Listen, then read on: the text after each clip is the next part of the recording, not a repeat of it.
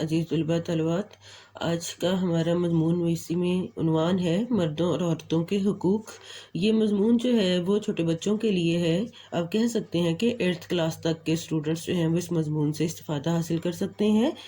خدا کے عاشق تو ہیں ہزاروں، بنوں میں پھرتے ہیں مارے مارے، میں اس کا بندہ بنوں گا جس کو خدا کے بندوں سے پیار ہوگا۔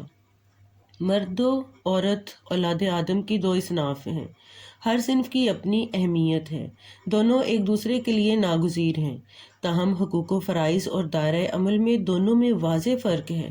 عورتوں کا گھروں میں بیٹھنا اور چار دیواری کے اندر کے امور انجام دینا پسندیدہ ہے، جبکہ مردوں کو روزی کی تلاش میں بیرون خانہ کی سرگرمیوں کا مکلف ٹھہرایا گیا ہے۔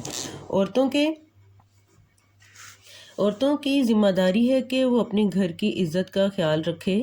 بیٹی، بہن، بیوی کے روپ میں گھر کی مکمل ذمہ داری عورت پر ہے۔ ماں ہونے کے ناطے اولاد کی اچھی پرورش کی ذمہ داری عورت پر عائد ہوتی ہے۔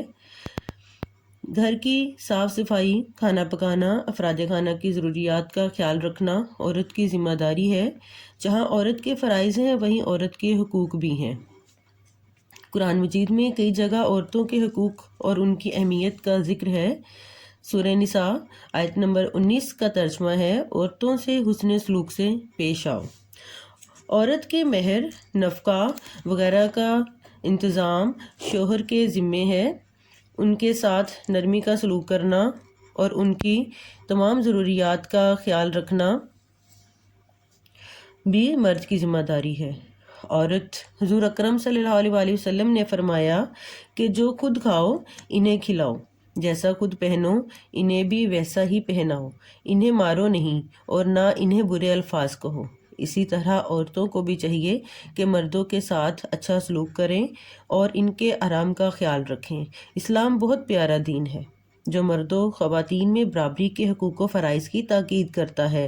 آپ صلی اللہ علیہ وسلم کی زندگی اس لحاظ سے بہترین نمونہ ہے۔